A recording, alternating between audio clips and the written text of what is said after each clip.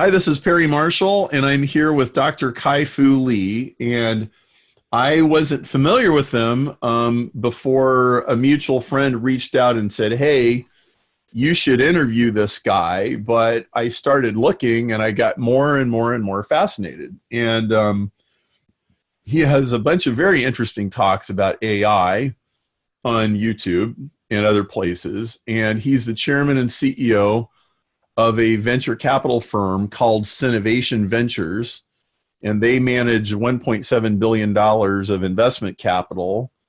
And before he founded that company, Dr. Lee was the president of Google China. So not a trivial position. Dr. Lee is the author of 7 best-selling books in Chinese and launching a new book, AI Superpowers, China, Silicon Valley, and the New World Order. And Dr. Lee, I am very excited to talk to you about this. I'm very interested in AI, very interested in its implications for society, its implications for investment. So welcome. I understand you're in LA today. Tell us why you're in LA. I think people would be interested in hearing that too. Oh, certainly. I'm in LA to attend 2 conferences, but primarily to support my friend, Peter Diamandis, who has been behind X Prize and Abundance. And I think he and I and you are trying to do the same thing, which is get people to take bold moves and try to change the world for the better and believe that technology is a positive force for the whole world. Just before we went on, you were talking about how various military and other fundings had created these moonshot incentives, and that you really believe in this. And we were talking about Peter Diamandis, who of course started the X Prize Foundation, started Hero X, which is the prize platform that hosts my Evolution 2.0 prize. Tell us a story about that. I'm not sure most people really know what has happened with those things. They're lost in the mists of the past. Can you tell us about that? Yeah, I think the rise of artificial intelligence today is largely thanks to DARPA, which is the advanced research funder from the Defense Department in the US. And this is not classified research, but what they did was they looked for audacious goals that were far from being reachable, but appears reachable in the maybe 20-year time frame. And it was too long for venture capital to fund, but seemed technology with some concentrated effort, breakthroughs can be made to become commercial. So anyway, they started funding in the 70s and 80s, speech recognition, in 80s and 90s, computer vision competition, and then in the late 80s and 90s, a autonomous vehicle competition, and also along the way, dialogue competition for human AI to have a dialogue, as well as machine translation competition. So if we look today at the 5 hottest areas of advanced AI, they are speech recognition and synthesis, which has become mainstream everywhere, Siri and Alexa and so on, computer vision. We see all kinds of vision technologies for facial recognition, object recognition, beating human performance. And we see machine translation. I think we'll see translating apps as good as bilingual people, not as good as professional translators, in the market for nearly free on our phones soon. And we're seeing dialogue. We're talking to our Alexa. And then, of course, autonomous vehicle is the biggest area of infused capital, even though it hasn't quite hit the market yet. In each of these cases, they funded something which took maybe 10 more years of research, 10 more years of industrialization, and it hits the world. And the purpose of these hairy, audacious goals was that they were, we all knew it as researchers, it wasn't far, but yet we knew it was probably not impossible. So it's got that element. Secondly, we knew more research was needed. And thirdly, these were exciting things. They were not just, very nerdy scientific things. these motivated all the grad students. I remember in autonomous vehicle, Carnegie Mellon, Stanford, MIT, every year viewed this was the big competition to see who's number one, because these were the jointly number one rated PhD computer science programs by a number of organizations. And they feel like whoever wins this competition of autonomous vehicle, at the time, the vehicles couldn't drive on real roads. They were just driving on deserts to see if they can go from place A to place B with essentially no obstruction. And it was very early days. It was so exciting, and hundreds and thousands of people showed up. Media reported it. So I think that kind of excitement to make scientific research and researchers into heroes sets the example for the whole society. So I'm kind of saddened that since the 90s, they haven't continued as much by DARPA and SF. And it's really the civilian efforts, such as Peter's and yours, that have picked up. So I hope all the governments will consider it, as well as civilian efforts to reinvigorate the energy behind these moonshots. So what kind of money did they put into this stuff? Like, give us some idea. Like, was it millions, tens of millions, hundreds of millions? What was the time frame? Can you help us understand that? Well, I was only a part of the speech and natural language, which was on the order, I think, of 15 million per year for maybe 10 years. I could be slightly wrong about the numbers, but keep in mind, these were 1980s dollars. So translated today would be several times that. You have this really interesting story that you tell about neglecting your family in favor of technology and work, and kind of getting a correction, which you circle around and you kind of make a point about AI. Could you tell us that story? Certainly. I've been a workaholic my whole life. Much better now, but some say I still am sometimes. But for the first 50 years of my life, work was the primary purpose. And I basically humored my family, gave them enough attention. They couldn't complain too much. I was a passing grade son, husband, and father. But all my time was prioritized by my work. I worked about 70 to 80 hours a week, and whatever work needed, I was there. What time was left, I gave to my family, and that was how I worked. Until in 2003, I was diagnosed with fourth stage lymphoma, and that was a big shock to me. Obviously, had to go through the shock, denial, eventually acceptance. But when I finally accepted, I realized my values were really backwards, that I had neglected my family. My father had passed away, and I never even had the chance to ever tell him I loved him. My mother had dementia and barely remembered me. And my children had grown up and gone to college. And there I was realizing that if I only had 100 days to live, that I would not spend one day of it working, or 1,000 days left, I would not spend one day working, because what was really special to me was the love from the people. When I got sick, how they took care of me in a selfless way. And I felt that I've not even deserved this love. And I felt that I regretted not following some of my passion, not being helpful to more people equally. And really, if I had to do it over again, I would do things differently. But I couldn't do that. So I focused on getting good treatment. And fortunately, my cancer has been in remission. And I've changed my life. So now, whenever my daughters are on vacation, I drop my work and go to them. Because I'm a venture capitalist, I have some freedom. When they don't need me, I can still work very hard. Whenever my wife had some, challenges in the home or whatever, I would prioritize that higher, anniversary, birthdays, and so on. So, and when I spent time with them, I wasn't there on my phone, secretly doing work. I was I used to do that, but I was full-heartedly there. And same with my friends. I got time to relax and see develop some hobbies, and my life became much more complete. I probably still work 60 hours a week, but that 15 hours less of work devoted to family made me much happier, much more complete. And I tried to share that with people, especially in China where I work. But China is a country full of workaholics, and that became my worst-selling book. So I thought, okay, fine. If you don't want to listen, I'll go back. Listen to what I can. That was one of my not best-selling books in Chinese.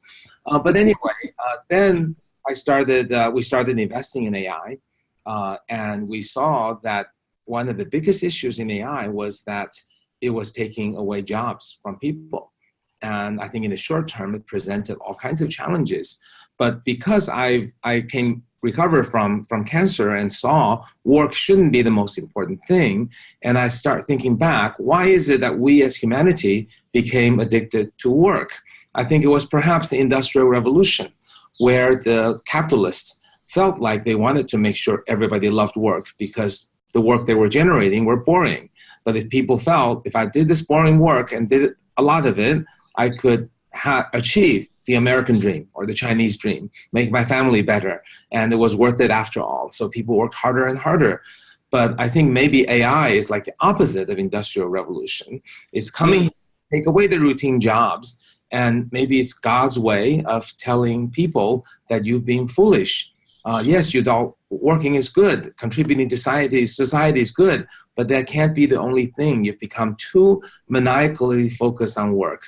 Let's take away a bunch of jobs, especially those that don't move you forward as humanity, routine jobs, and then give you a chance, give you a lot of wealth, abundance to afford to be able to love the arts and improve ourselves, find jobs that were creative and strategic, enhance our compassion and love for each other, and that maybe AI is here to liberate us from routine jobs and make us think again, what does it mean to be human? So is it fair to say that this experience of workaholism followed by cancer, followed by, hey, wait a minute, I've been misprioritizing, it actually got you to realize that there is a mechanical side of life, which AI deals with, and then there is an analog, organic, human side of life, and that in the Industrial Revolution and humanity as a whole has been mixing the two together indiscriminately, sort of like you were mixing your work and you were confusing those things indiscriminately, and all of a sudden your personal crisis brought these into great relief. Wait, this is not that. Is that a fair way to look at it? Yeah, exactly. And I think also in my illness, I went to see a Buddhist master. And what he told me was that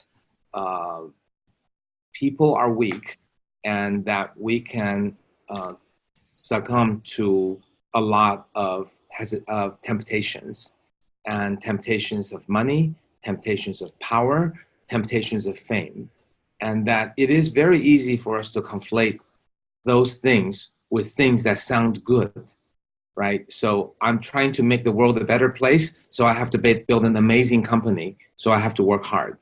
Or that I want to influence all the young people, so I have to write a lot of books, then I want to be famous. So in each of these cases, it's our greed and our weaknesses that inside we want fame and fortune, but we sugarcoat them with this altruistic desire to improve the world.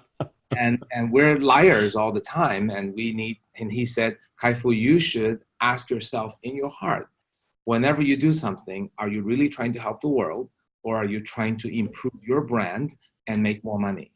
And that wow. That separates. Wow. I think your comments are the same. That it forced me to separate these two worlds.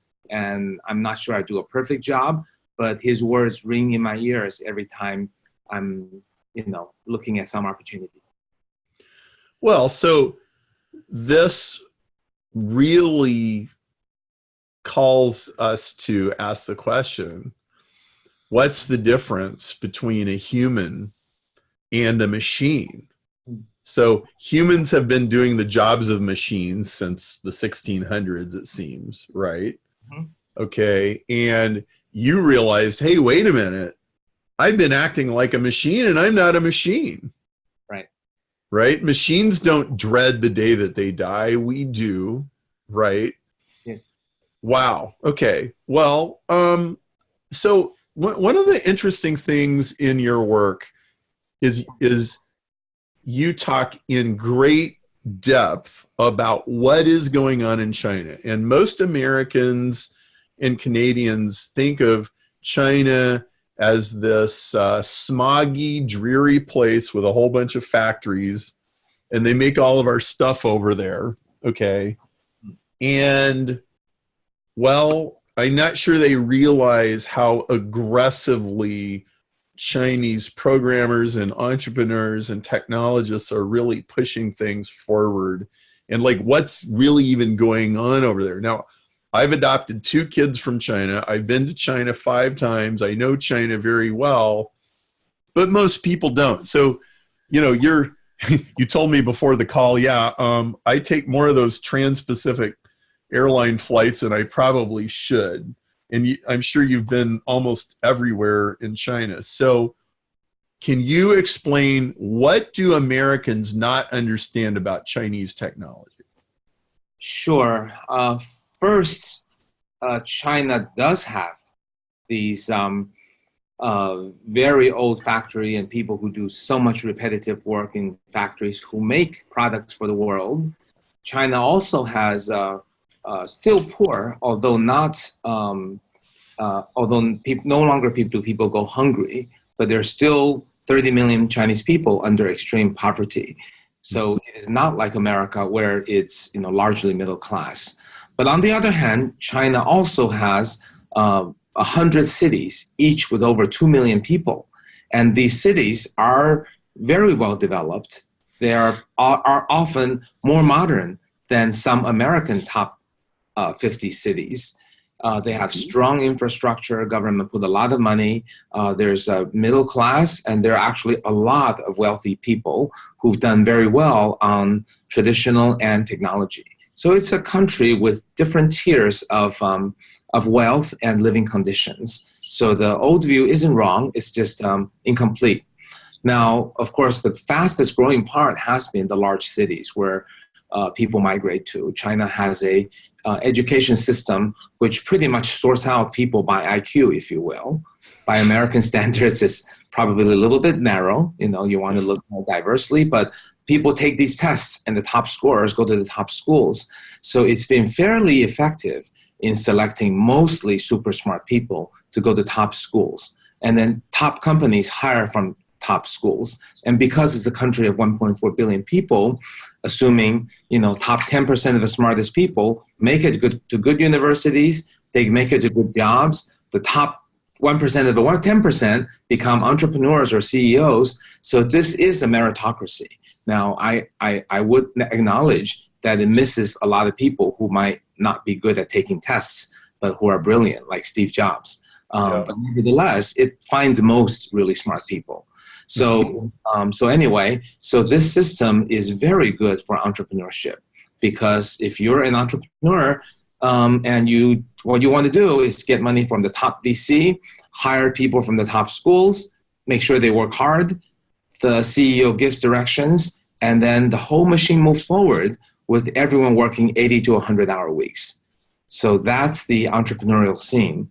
And how has that developed? Well, 10 years ago, it was still mostly a copycat environment, because US had this developed hardware, software, internet, mobile industry, and China has been catching up. But what happened in the last 10 years was the Chinese mobile population went rapidly from about 300 million to about 800 million. And the 3G, 4G became incredibly affordable. The Chinese app became quite good. they began as inspired by American apps, such as Google, Facebook, Amazon, but then they moved into their own localized and in many cases innovative apps. So if you can imagine, in a short period of 10 years, these Chinese apps, many of them became as good, and if some became better than the American apps. So, for example, WeChat, that's the number one social app, is I personally think is significantly better than WhatsApp and Facebook Messenger. And the various types of e-commerce, I think, may not be better than Amazon, but they're more diverse. There's a lot of new forms of e-commerce, like Pinduoduo is a company that does social gamified e-commerce. It became a $25 billion company in 3 years. And in terms of social networks, gaming, sort of the multimedia networks, the top ones in America are Instagram and Snapchat. But in China, the new ones emerging called TikTok and Kuaishou. These two have 300 million daily active users. It's larger than American population. Daily active means every day they use it. Weibo is a product that's like Twitter, but now better. And China has developed a lot of new business models, like Ant Financial is a $150 billion company that displaces credit cards. So people are paying by mobile phone. Credit cards are almost gone. Cash is almost gone in China. Can't even spend it if you have it. And the mobile phone payment is so efficient. It's paid on 1 or 2 clicks. And it doesn't, when there's worry of fraud, they don't call you and ask you questions. You just show your face and scan it around, and it knows who you are, who you say you are. And also, it charges almost no fees, unlike credit cards, which is like a 2 or 3% tax on the whole economy. So now, in the 10 years later, the Chinese mobile internet companies have about the same market capitalization as the American in aggregate. So fast. And maybe a third of it is innovative apps that don't exist in the US. And now they're going outside to Southeast Asia, Middle East, South America, and even Africa. So I think the Chinese technology companies have grown so fast, sometimes it's not well understood or even believed in the US. And finally, all this growth creates a lot of data.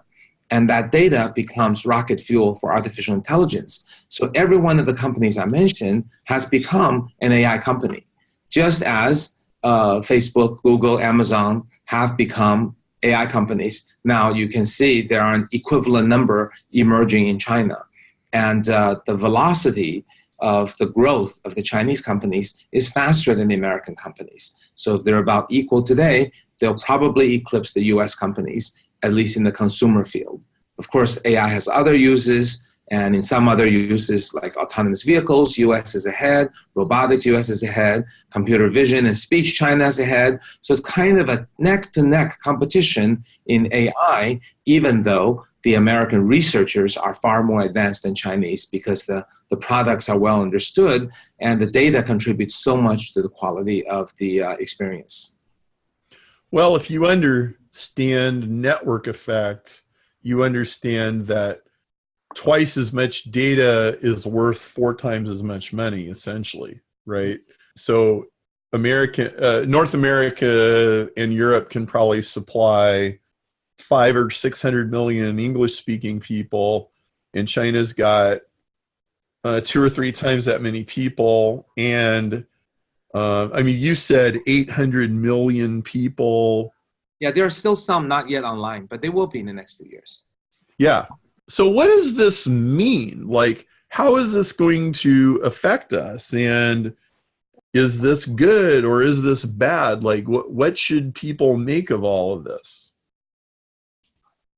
Well, in my book, AI Superpowers, I talk about the China and US becoming way ahead of the world.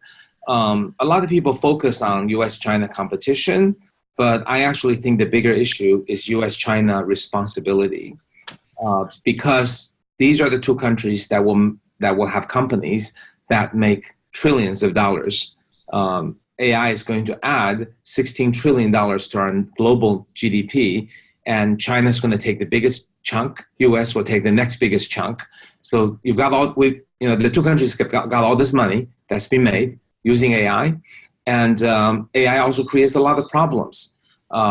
Problems including privacy, data security, biases, and also wealth inequality and job displacements, which come hand in hand because the money being made is going to the hands of the ultra-rich who benefit from AI.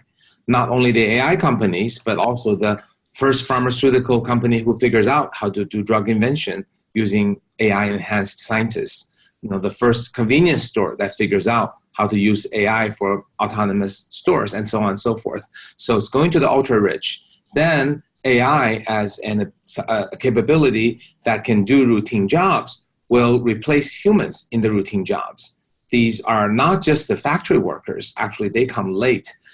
This is about the warehouse workers, the drivers, the cashiers, and the tellers, as well as the white-collar jobs, the assistants to accountants and lawyers and the customer service and loan officers and so on. So these jobs are going to be gone. So you've got the lower income segment losing their jobs to AI, and then you've got higher tycoons being created. So it's a within country wealth inequality.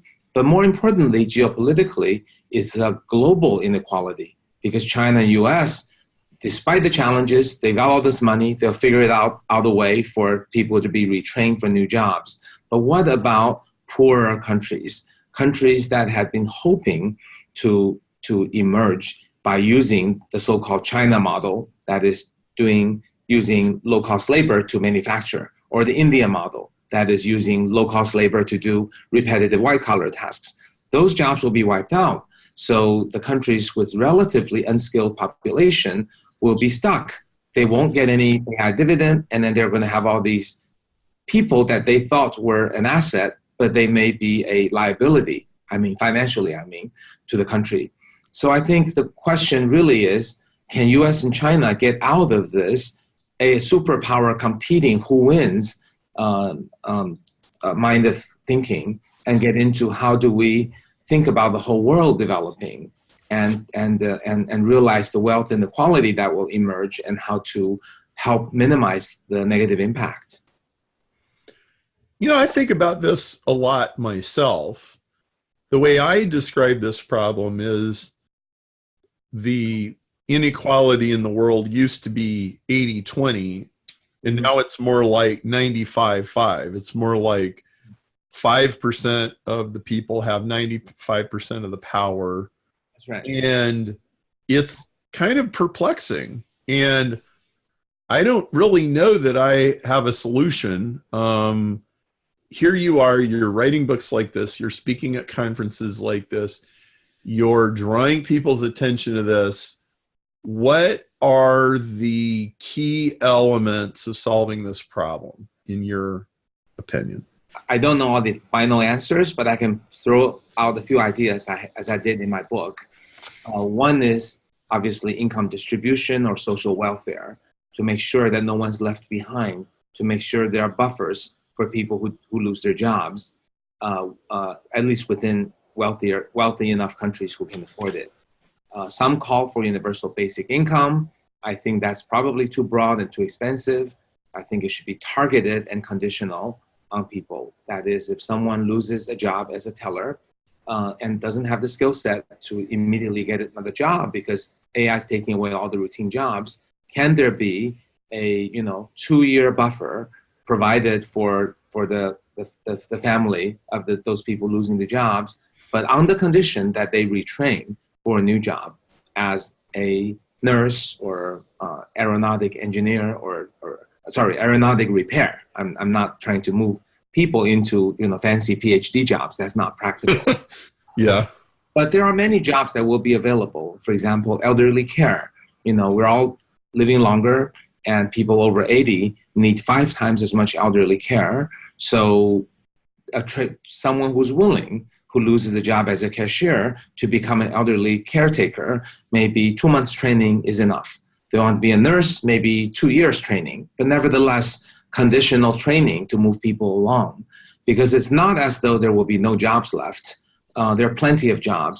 It's just that the new jobs in the AI era will be less routine, so training will be needed for people coming off the routine jobs.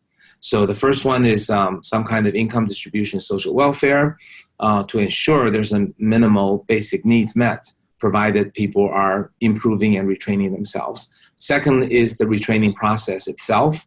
That goes from, for example, a governmental program that says we'll provide for anyone over 80 X hours of elderly care, which is good for the society, good for the older people, and creates jobs. Or a national program that says we will give corporations a tax discount if they provide employee retraining into new jobs that are less displaceable. Those are things governments can do. They're not ultra expensive, and they get things going. There can also be efforts to look into, say, the vocational programs, the vocational schools. I'm sure they're all training for the old days, but if you ask anyone in AI, we can tell you the job of a nurse will be around a long time, maybe more, right? The job of elderly care, definitely, because AI has no compassion. The job of a plumber will last a long time because the pipes are a mess and they'll not be uniform. They will not be uniformly fixed. So keep doing those vocational jobs. But that of a, for example, auto mechanic, or that job may not be so great anymore. That assembly line inspection, or that's certainly not very good anymore. Customer service rep, not so good anymore. So there can just be a shift of resources. Almost they're not costing so much, but just train more people in jobs that will last longer. I also think corporations can do something. Amazon has started a program to offer $12,000 a year for people who make $28,000 a year in Amazon. These would be their tellers and people who pick the merchandise that get packages sent to you. I'm sure Jeff Bezos knows these people will lose their jobs within 5 years. So he's training them ahead of time, paying 40% of salary for the training, and that's very admirable. So I think these kinds of things done by governments and corporations, starting with a few that don't cost too much or paid by those who can afford it, like Amazon in the US, I think will shed light and then help others go into it. Because I also am realistic. We look at the unemployment numbers being at historical low. No one's going to shift large percentages of a national budget to solve a problem that hasn't yet happened. But the concern I have is once it happens, it's going to grow dramatically and become harder to handle if we don't get started now. There's some people that say, look, I know you think this is a problem, but it's really not a problem because if you go back 100, 200, 300 years, 300 years ago, half of our jobs were agriculture. And now we have tractors and all this kind of stuff. And we neither need nor want half the people in the world to have an agricultural job. We don't need, it's not necessary. And manufacturing and food and nursing and all those other things, they created jobs to take the farmers. Naturally. Right. So you could have gotten all worried about, we're going to lose all our farmers and nobody's going to have anything to do. People always got stuff to do. So what do you say to the person who says all these people that talk about AI replacing jobs, they're just Chicken Little. They're just saying that the sky is falling, but it's really not going to fall. How do you respond to that person? Okay, I respond in probably 3 ways. One is that I do believe technology will create jobs, but we don't know what they are and when they'll come, but the displacement is happening soon. For example, the internet 20 years ago is one of the major things that created the 10 million Uber and Didi driver jobs today. But there's no way 20 years ago we could have counted on that. Of course, now it's here, it's taken the load off of a lot of people who may have been displaced by the internet, and that's good. Mm-hmm. And I think that's part of their argument. But I think the issue with AI is a lot of AI is targeted at job displacement. Is people are building companies we are funding, companies like Amazon and Google, are doing things that will do things for instead of people. Customer service rep, loan officers, autonomous stores, each of which will directly or indirectly replace people's jobs. So the jobs are going down in the next 5 years, but the AI-induced Uber job equivalent, we don't know when that is. It may be 20 years. So there may be a time gap.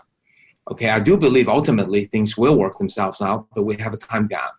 And AI is coming very quickly, arguably more quickly than industrial revolution, electricity, and the PC revolution, because the infrastructure is already built. You've got cloud, and cloud can do customer service, and customer service jobs are gone. It's not like electricity. In order to displace people who, let's say, light up the lanterns on the street. Well, it took a long time for electricity grid to be built, a long time for the public infrastructure to change the lights to be electrical. So there was plenty of time for that. This is faster. So number one reason is AI may be faster, is faster. And number two reason is AI will tend to not create routine jobs. So in the day of agriculture to manufacturing transition, you've got someone who does routine job in the farm, becoming someone who does routine job in an assembly line. Not much training is needed. They just have to move. So it's not as hard. But in AI, because AI can do all routine jobs, so any jobs it happens to create along the way, if it's routine, it'll do it. So it will only create non-routine jobs. So if we have an equal number of jobs lost and gained, but the ones lost are routine jobs, the ones gained are non-routine jobs, then training is required. So that's kind of the second big reason. And the third is that there's no downside to doing the retraining, because even if I'm wrong and 500 million jobs are lost, 6 billion jobs are created. Even if I'm totally wrong and so many jobs are created, will definitely be a mismatch, that these 6 billion jobs will have requirements that these 500 million people will have a hard time meeting if we don't retrain. So that's why I think the retraining, you can't go wrong. Even if I'm totally wrong with my numbers, there's still a strong value in doing the retraining. Now, myself personally, I'm not personally worried about creating new jobs, training new jobs. I think that'll work itself out. Here's what worries me, and I would like to know your thoughts about this. What worries me is this. Let me explain it this way. In computer engineering, there is this concept called the OSI 7-layer model. And really what it says is computer data is a pyramid, and you have the ones and zeros on a wire down at the bottom of the pyramid. And then at the top of the pyramid, you have like an operating system or Microsoft Excel or, some application. And what I always noticed everywhere I went when I would think about this, because they teach you this in engineering school, is at the top of all computer pyramids, there's a person. Okay, without exception, right? Like you can have computer programs that play Go and play chess and do speech recognition, but you always have to have an intelligent being that's pulling the strings, right? And so there was an interview between Joe Rogan and Elon Musk a few months ago, and they were talking about how the machines were going to be smart and humans were going to be unnecessary. And I listened to that and I thought, I don't see any evidence that these machines are actually getting smart. They're getting faster and they're getting better at pattern recognition, but they're not actually getting smart. But when people go on these like AI fantasies, they distract your attention. They divert your attention away from the fact that there's always somebody in charge. So as a person who's been teaching Google advertising for 17 years and watching all the dramas and everything that happen with people using that system and everything, here's what concerns me is that it's really easy for somebody at Google to say, hey, we have this cohort of behavior that's bad, so we're gonna stamp out all these people, and all of a sudden a bunch of advertising accounts get shut down and a bunch of people go out of business. It would be incredibly easy for somebody at Google, Facebook, Apple, Amazon, any of this, to go, you know, we don't like people with these particular political views, and we can adjust this little setting in the algorithm, and those people will not be heard. And we're just going to reduce it 15%. But I'm in marketing, and I know that a 15% difference could be life and death. I know that, you know, okay, here's an argument that I have here with my family members. I hate Alexa. I don't want that thing. I don't want Amazon listening to our conversations. A very good longtime colleague who I completely trust, he's a straight up guy, said, you can buy data on the black market from Amazon that tells you how many times a week people in a household are having sex, whether it's heterosex, homosex. You can go buy this data on the black market that's been collected from Alexa. That's what worries me, okay? It's the fact there's always a human at the top of the chain, and most of the time you don't know who it is. They're not accountable to anybody. We don't have any legal structures to even police what they're doing. Okay, so that's like a big, long kind of concern of mine, but I'm sure you haven't, this is not the first time you've thought about any of this. So no. Talk to me, please. Okay, so first on this dystopia future or dystopia / utopian future where machines are so powerful that that humans are not needed.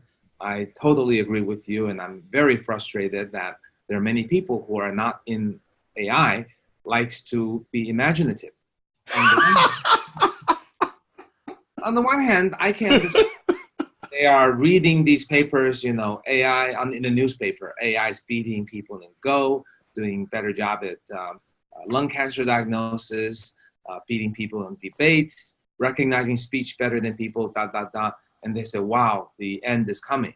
But what they don't realize, as you said, is that AI is just a pattern recognition that within one single domain, trained on a huge amount of data, it can do one deterministic thing or make one deterministic decision. Yes. Scale that, it is nothing more than supercharged Excel. And an Excel that, you know, feed a lot of data, it figures out its own formulas only for certain problems. That's yes. all. I'm wanting to high five you, like, yes. All right. Yes. Okay. Yes. Yeah. What they don't realize is just one set of algorithms powering that. It's not like someone in medical made a breakthrough on cancer, someone in chess or Go made a breakthrough. It's just one generic algorithm that could do simple problems one at a time. Now, yes, it will displace a lot of jobs, create a lot of value, but it does not have any natural way to self-learn and go to the next level. So any fear is unfounded. I am frustrated to see that we have self-appointed futurists, physicists, historians, and the politicians who are so imaginative. But when I talk to the AI community, 90% of the top AI people will say what I said and show their frustration. And many of them thank me for writing the book I did, which elucidates this issue. So that's on the paranoia, dystopia, utopia issue. The other one is human at the top, and the danger is actually in the human doing something evil, whether it's selling our data, invading our privacy, determining how loud a voice we should have, or influencing our elections. And it's already been demonstrated over the past events. This has happened. So I think there has to be rules around AI and has to be strong consequences for terrible misbehavior. For example, many people think China doesn't manage AI and data. actually China has fewer rules, but the one rule it has, if anyone sells data that they don't have the right to sell, then they go to jail. So Wow. it came out, a bunch of people actually there was a lot of black market data, and overnight they were gone because there are these examples. So that's an example of an effective rule. I'm not sure in the US you want to categorically put people in jail, but that is a serious offense, and I think sending a message is appropriate. So I think ways of ensuring people doing outrageous things are punished and are detectable, and that there is transparency. I think the rules about AI is about governing those people who are that person at the top or the person who has the power.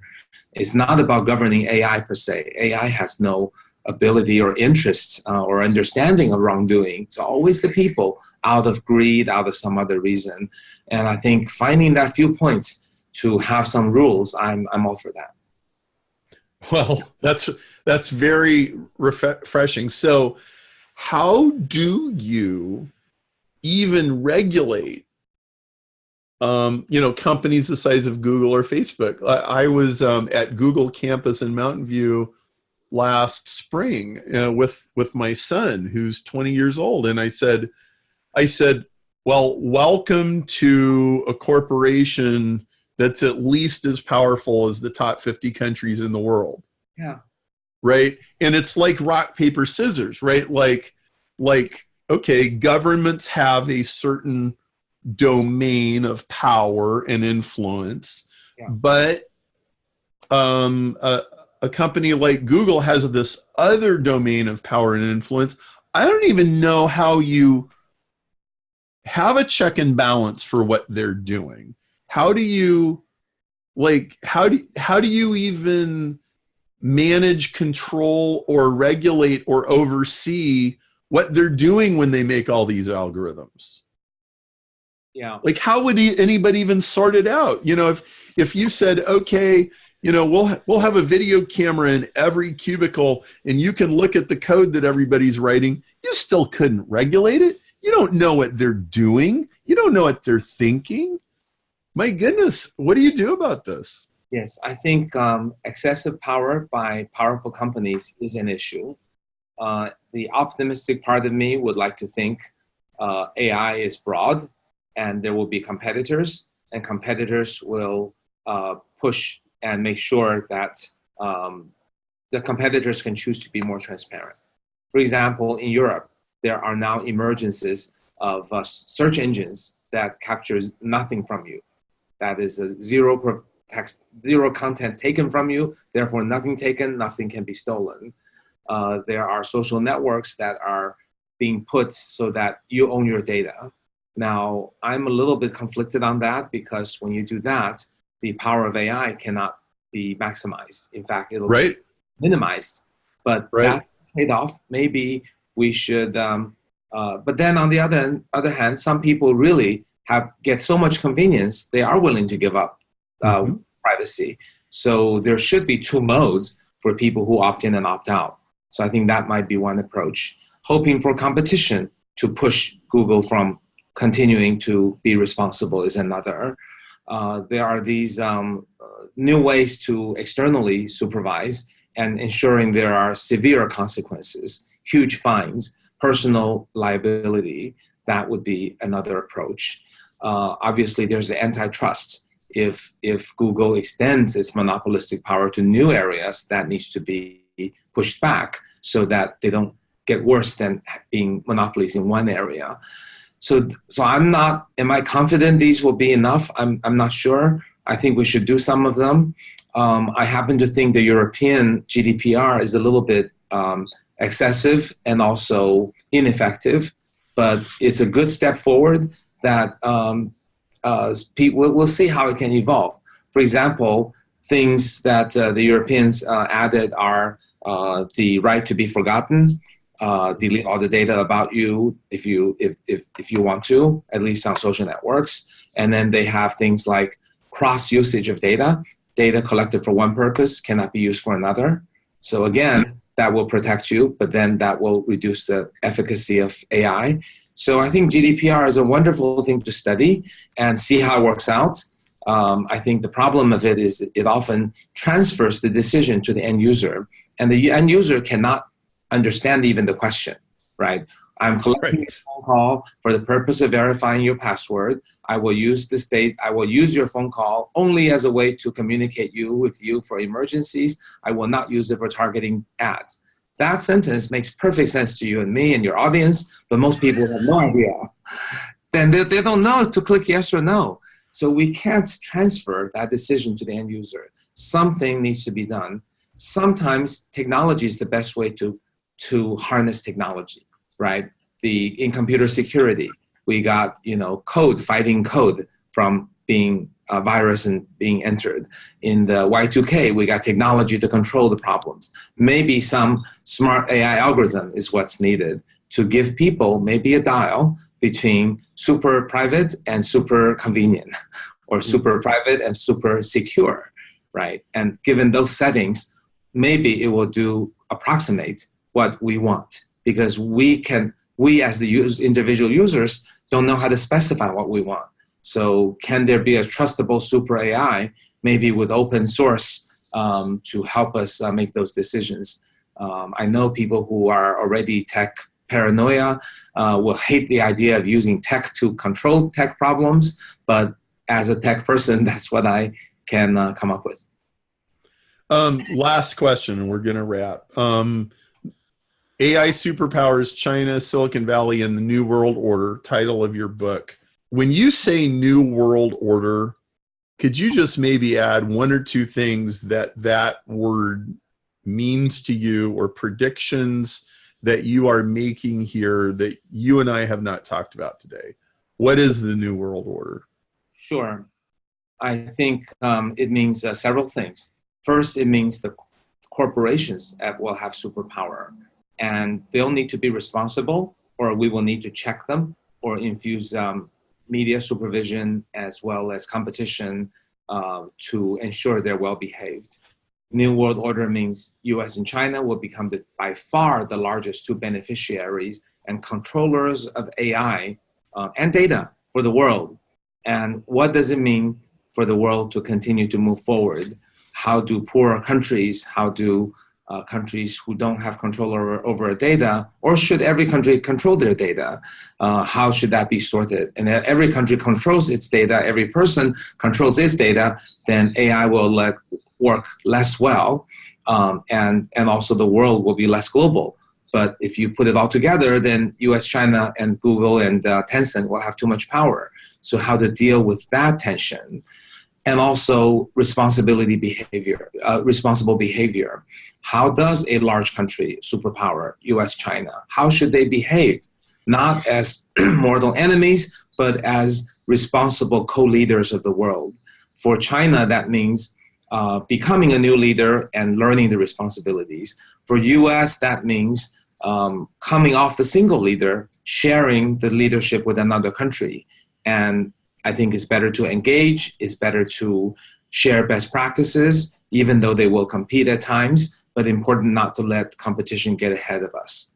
And lastly, New World Order means the future of jobs will be less routine, will be more interesting, and that means a lot of things have to change with respect to people's ambitions, priorities, meaning of life not just being work, and most importantly, the future of education. How do we train our children and their children to be the responsible, creative, compassionate person, not someone who's just wants to make money doing a routine job, because those days are over. You know what I think is interesting about your book, your work, your talks, and all of that is, even though you're talking about the latest bleeding edge, cutting edge, forward march of technology, what this is really about is the most fundamental questions of what does it mean to be human? What kind of society should we strive for?